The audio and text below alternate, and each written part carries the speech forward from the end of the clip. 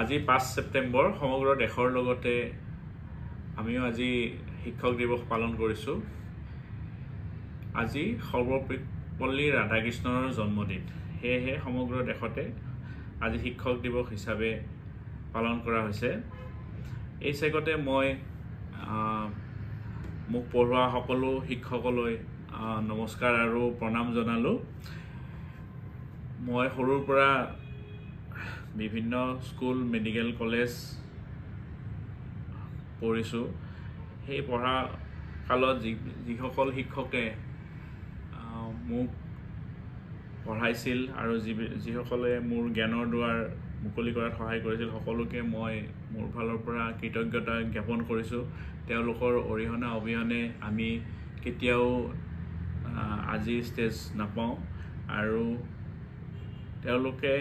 তেওঁলোকৰ অশেষ কষ্ট আৰু ধৈৰ্যৰে শিকোৱাৰ কাৰণে আজি যি হ'ব পাৰিছোঁ সমাজত, তাৰ কাৰণে তেওঁলোকক ধন্যবাদ। স্পেচিয়েলি যিসকল শিক্ষক একেবাৰে LP স্কুলৰ পৰা যিসকল শিক্ষক একেবাৰে একো নজনা ল'ৰা ছোৱালীক শিকাই বুজাই বৰ্ণমালাৰ আখৰকেইটা লিখিব পৰা কৰে, তাৰপিছত হাইস্কুল, তাৰপিছত কলেজ, তাৰপিছত মেডিকেল কলেজ, তাৰপিছত এতিয়াৰ অৱস্থালৈ এতিয়াও আমাৰ বিভিন্ন আলোচনা চক্ৰ বা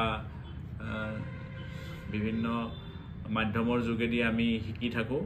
তো এই সকলোতে আমাৰ শিক্ষকসকলৰ অৰিহণা বহুত। সেয়ে আমি শিক্ষকসকল যাতে সমাজত এটা সুউচ্চ স্থান পায়, তাৰ কাৰণে আমি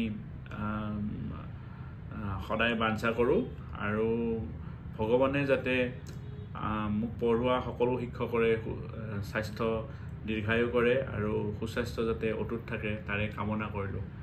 আৰু লগতে মোৰ লগৰ যিসকল ল'ৰা ছোৱালীয়ে শিক্ষকতা বৃত্তিত জইন কৰিছে, তেওঁলোককো শিক্ষক দিৱসৰ শুভেচ্ছা জ্ঞাপন কৰিলোঁ। আশা কৰোঁ তেওঁলোকেও ভৱিষ্যতে একোজন সফল শিক্ষক হৈ ল'ৰা ছোৱালীৰ মাজত জ্ঞানৰ পোহৰ বিলাব। ধন্যবাদ।